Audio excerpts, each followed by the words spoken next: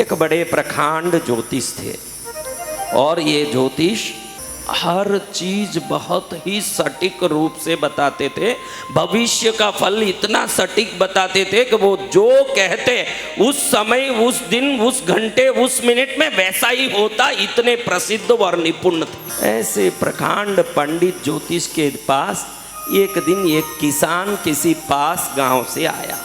उसने अपनी जन्म पत्री दिखा के कहा कि मेरा भविष्य बताओ पंडित जी, ज्योतिष जी, मैं हर बार खेती करता हूँ और नुकसान हो जाता है, परेशानी होती है, क्या तकलीफ है, कुछ आप मुझे समाधान बताइए।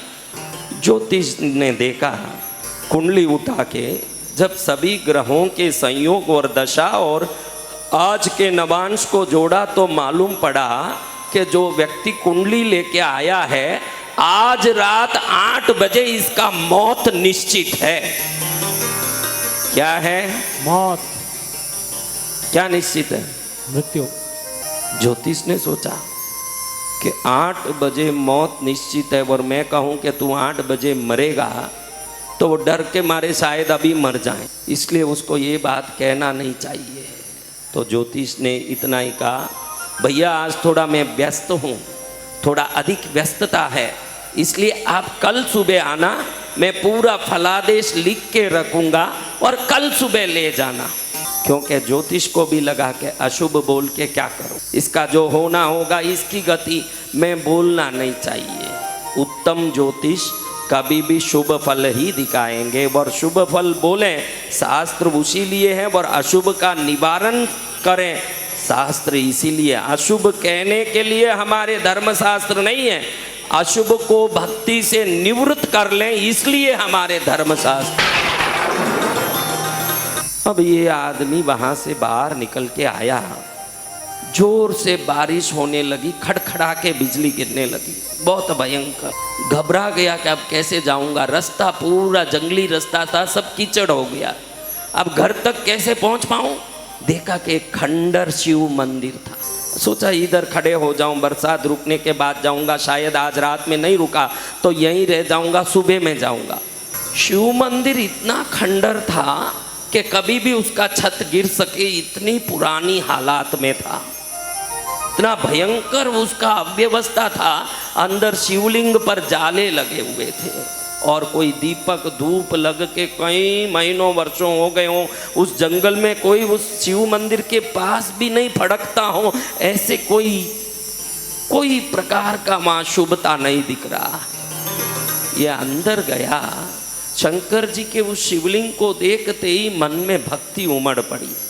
बाहर देखो तो जोर से बारिश आ रही है, छत इतना कमजोर है कि बिजली जब भी गिरती है छत हिलता है, इतना कमजोर। और ये अंदर शिवलिंग को देख के हाथ जोड़ के कहता है, प्रभु दुनिया को तारते हो, दुनिया का उद्धार करते हो, आपका ये हालत, और हम जैसे भक्तों को अगर आप शक्ति दे देते तो मैं कभी का ये मंदिर सोने का बना देता, मेरे पास पैसा नहीं प्रभु, मैं क्या करूं।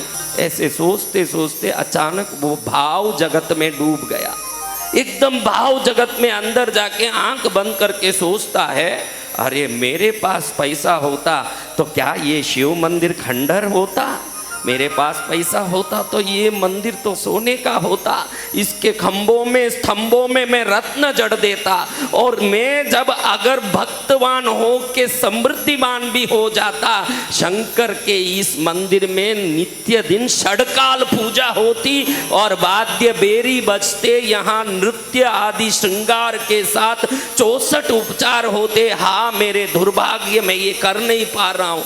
ऐसे सोचते सोचते मन में एकदम भाव किया कि इसका अगर मैं मंदिर बनाता तो कैसे मंदिर बनाता। तुरंत सोचा कि पहले तो मैं ये पुराने छत निकालता, पुराने खंबे निकालता और पहले ये फर्श को ठीक करता। फिर फर्श ठीक कैसे करता? रत्नों का फर्श करता। इन फर्शों में मैं नीलम, पुष्पराग, पन्ना, मानक, मोती बिखेर के मेरे प्रभु का दिव्य आंगन बनाता। जिस आंगन में कोई पैर रखें उसके पैर भी इन रत्नों की रोशनी से चमक जाएं, ऐसा मैं फर्श बनाता। और इस मंदिर के स्तंभ ऐसे बनाता जो स्वर्ण से बने हों, रत्न जड़े हों, तो व्यक्ति को घर जाके आईना देखने का काम ही नहीं पड़ता, दर्पण के सामने खड़ने का काम ही नहीं पड़ता। ये हजारों रत्न जड़े स्तंभ उनके हजारों चेहरों को प्रतिदिन प्रतिबिंबित करते रहते। अब ऐसे सोचते सोचते उसने मन में ही छत भी बनाया, मन में ही शिखर भी बनाया, और इतना सोच के सोचता है कि जब मैं रत्नों का फर्श बना दूंगा, स्वर्ण रत्न जड़े स्तंभ बना दूंगा, दिव्य छत बना दूंगा, उस पर भव्य शिखर बना दूंगा, उस पर अति भव्य ध्वजा लहराएगी, उस समय में जब प्रतिष्ठा होगी, उस मंदिर की स्थापना होगी और प्रतिष्ठा का वैभव होगा तो कितना सुंदर होगा।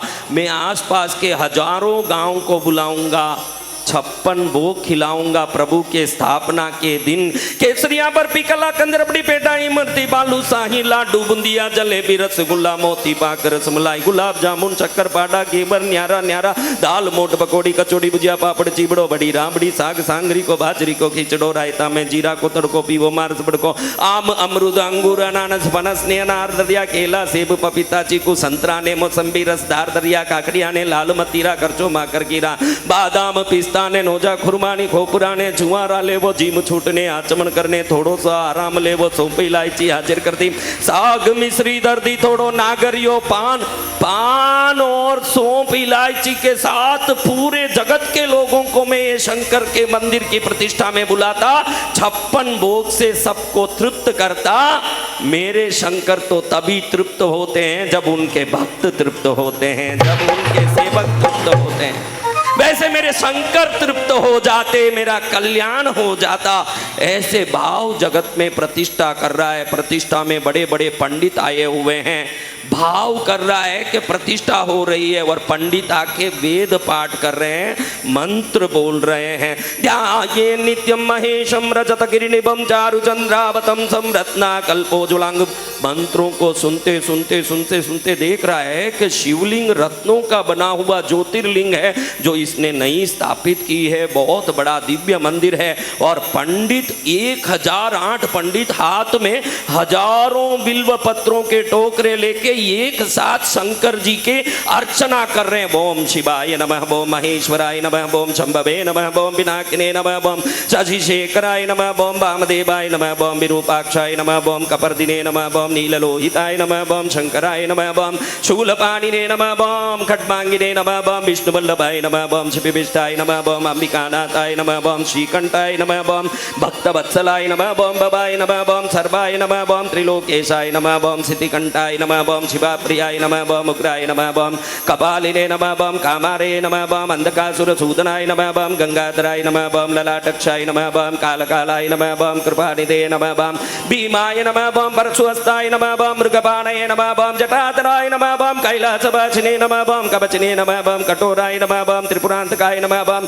ऋषंकिने नमः, ओम ऋषभारूढ़ाय नमः, ओम भस्मोद्धूलित विग्रहाय नमः, ओम सामप्रियाय नमः, ओम स्वरमयाय नमः, ओम त्रयीमूर्तये नमः, ओम अनीश्वराय नमः, ओम सर्वज्ञाय नमः, ओम परमात्मने नमः, ओम सोमसूर्याग्निलोचनाय नमः, ओम अभिषे नमः, ओम यज्ञमयाय नमः, ओम सोमाय नमः, ओम पंचवक्त्राय नमः, ओम सदाशिवाय नमः, ओम विश्वेश्वराय नमः, ओम वीरभद्राय नमः, ओम गणनाथाय नमः, ओम प्रजापतये नमः, ओम हिरण्यरेतसे नमः, ओम दुर्दर्शाय नमः, ओम गिरीशाय नमः, ओम गिरीशाय नमः, ओम अनगाय नमः, ओम भुजंगभूषणाय नमः, ओम भर्गाय नमः, ओम गिरिधन्वने नमः, ओम गिरिप्रियाय नमः, ओम कृत्तिवाससे नमः, ओम पुराराते नमः, ओम भगवते नमः, ओम प्रमदाधिपाय नमः, ओम मृत्युंजयाय नमः, ओम सूक्ष्मतनवे नमः, ओम जगत्व्यापिने नमः, ओम जगद्गुरवे नमः, ओम व्योमकेशाय नमः, ओम महासेन जनकाय नमः, ओम चारुविक्रमाय नमः, ओम रुद्राय नमः, ओम भूतपतये नमः, ओम स्थानवे नमः, ओम आयुर्बुद्ध्याय नमः, ओम दिगंबराय नमः, ओम अष्टमूर्तये नमः, ओम अनेकात्मने नमः, ओम सात्विकाय नमः, ओम शुद्ध विग्रहाय नमः, ओम शाश्वताय नमः, ओम खंडपरसवे नमः, ओम रजसे नमः, ओम पाश विमोचनाय नमः, ओम मृडाय नमः, ओम वचुपतये नमः, ओम देवाय नमः, ओम महादेव सदाशिवाय नमः बम अव्ययाय नमः बम हरिभूषणे नमः बम दंतविदे नमः बम अव्यक्राय नमः बम दक्षाधरहराय नमः बम हराय नमः बम भगनेत्रविदे नमः बम अव्यक्ताय नमः बम सहस्राक्षाय नमः बम सहस्रपदे नमः बम अपवर्गप्रदाय नमः बम अनंताय नमः बम तारकाय नमः बम परमेश्वराय नमः बम सांब शिवाय चंद्रमौलीश्वराय महाकालेश्वराय नर्मदेश्वराय विश्वनाथाय सोमेश्वराय ममलेश्वराय ओंकारेश्वराय रामेश्वराय केदारेश्वराय भीमशंकराय नागार्जुनाय विश्वनाथाय महादेवादिदेवाय महादेवाय नमः। अभी मन के इस पवित्र हृदय के आसन में प्रभु के समस्त विधियों को देख रहा है। हजारों पंडित सेवा कर रहे हैं, हजारों पंडित नूतन शिवलिंग के रत्नमय ज्योतिर्लिंग की प्रतिष्ठा कर रहे हैं। ये शानदार यजमान बन के उनके सामने हाथ बांध के खड़ा है, सभी पंडितों को दिव्य रूप से दक्षिणा दे रहा है। बड़े भव्य रूप से वहां आराधना हो रही है, बहुत बड़ी समाराधना हो रही है जहां लाखों लोग बैठ करके केले के पत्ते में भोजन कर रहे हैं। ये सब देख के अत्यंत खुश होते हुए बड़े प्रसन्नता से शिव शिव शिव शिवाय नमः बोम शिवाय शिव बोम शिवाय बची बोम शिव शिव शिव बोम शिवाय नमः बोम शिवाय शिव बोम शिवाय बची बोम शिव शिव शिव बोम शिवाय नमः बोम शिवाय शिव बोम शिवाय बची बोम शिव शिव शिव। मन में धुन लगाते शंकर की भक्ति कर रहा है। अचानक भाव जगत से कोई आवाज नहीं इसको उठाया। एकदम आंख खोल के देखता है, टूटे हुए छत के अंदर से एक काला नाग फुंकार मार रहा है। इसके ऊपर लपक के डसने के लिए ऐसे देख रहा है। एकदम घबरा गया कि यहां खड़ूंगा तो नाग डस देगा। तुरंत छत से बाहर निकला। भयंकर बरसात, बिजली ऐसी खड़क रही है, नीचे कीचड़ इतना चीखना है कि खड़ नहीं सकते, लेकिन बाहर चले गया। और जैसे ही नाग डसने के लिए फुंकार मार रहा, बाहर निकला। जैसे ही इसका बाहर निकलना रहा, जोर से एक बिजली का खड़कना रहा। बिजली के पड़ने से छत गिर के पूरा मंदिर ही ध्वंसित हो गया और ये बाहर खड़े ही रह गया। वहां से बरसात रुकने के बाद घर गया। अगले दिन ज्योतिषी के पास वापस गया। सुबह ज्योतिष जी इसको देखते ही आंख फाड़ते ही देखते रह गए।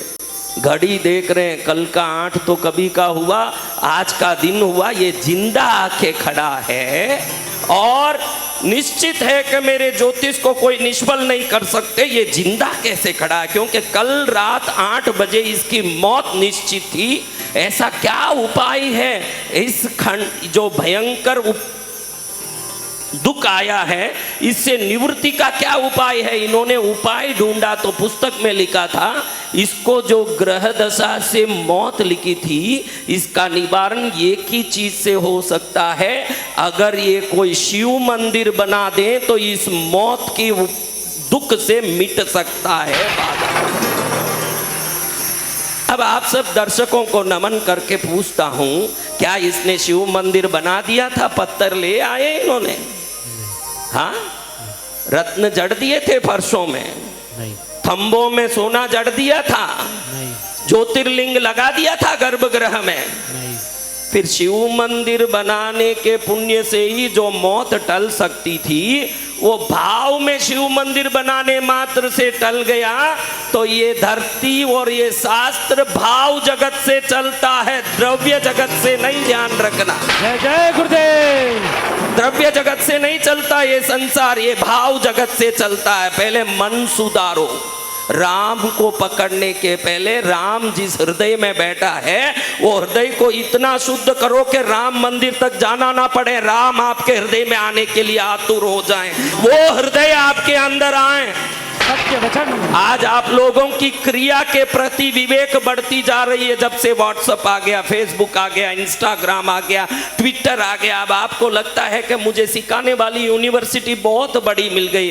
पहले ये महाराज सिखाते थे, वो महाराज सिखाते थे, वो महाराज सिखाते थे।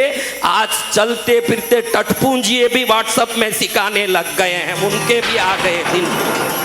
कौन सिखा रहा है ये आपको कोई लेना देना नहीं है, कितना पढ़ा हुआ है, कितना ज्ञानी है, ये बात कह रहा है तो कहने का इसको क्या अधिकार है ये भी आप सोचते नहीं हो। व्हाट्सएप में कुछ उपाय आ गया उसको करना है, यूट्यूब में कोई उपाय आ गया ये करना है मुझे।